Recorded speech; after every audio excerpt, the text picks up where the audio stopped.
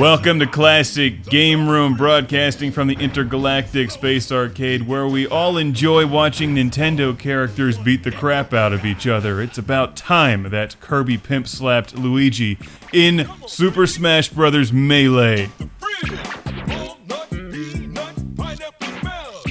This song is fabulous. It's Super Smash Bros. Melee. Prepare to build your Nintendo collection by whooping ass through the Nintendo universe.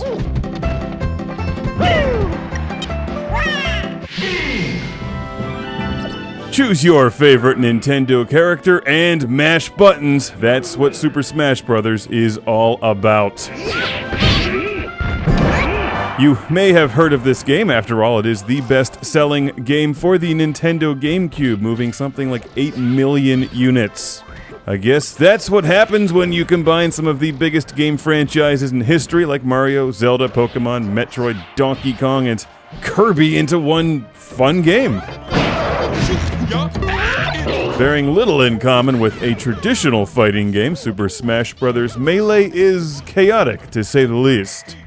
This seizure-inducing 2001 release is the sequel to Super Smash Bros. On the N64, which features a monstrous array of gameplay modes and options.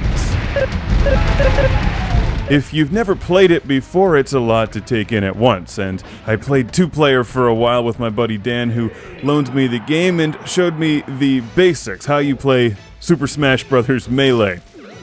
Which at first seems like a whole lot of button mashing, but eventually I started to figure out the actual controls. Each character has basic attacks and then some special attacks, or whatever they're called. The fancy ones that make everything explode and go crazy. Yet it still seems like a whole lot of button mashing to me. What I like about the game is that it's Nintendo fan service done right. As you pick characters who don't belong in any one particular game together, yet they seem perfectly at home fighting each other in Nintendo-themed environments. Mr. Game & Watch versus Jigglypuff. That's worth the price of admission right there. And the backgrounds aren't just Pokemon and the Mushroom Kingdom. They're also inspired by F-Zero and Star Fox. Super Smash Bros. Melee looks and sounds good on the GameCube. It has nice music from other Nintendo games. And while I can't say that I really care for the fighting style, I can say that it's fun. It's a lot of fun. It's a very playable game. You don't really have to know what you're doing in order to have a good time. In addition to the fighting modes and versus gameplay, there's also a Pseudo adventure mode, which seems really out of place in here, but then again, everything in Super Smash Bros. Seems out of place. And when everything is out of place, then it all becomes in place. If that makes any sense. It's a very disjointed game, but it works because of it. And I'm kind of shocked that they don't crank out more of these, to be honest. It seems like a winning formula. I mean, everyone likes this game, and considering how many of them there are out there, it still holds its value. As far as I know, it hasn't been re-released, although there is a newer Super Smash Bros. On the Wii. Come on, give me that one. Oh, what?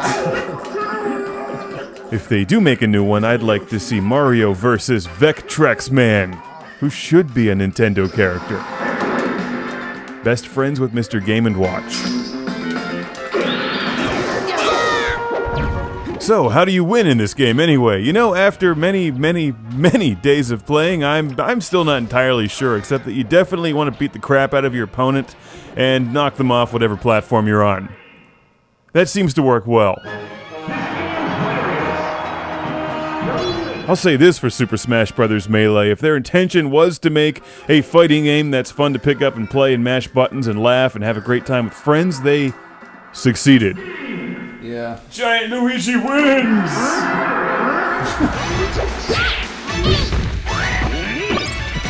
Clever environments, great music, and familiar characters that rock in Super Smash Bros. Melee.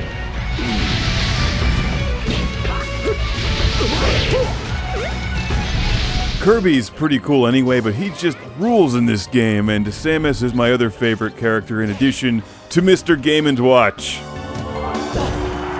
Gotta love Mr. Game & Watch. That's how you do it.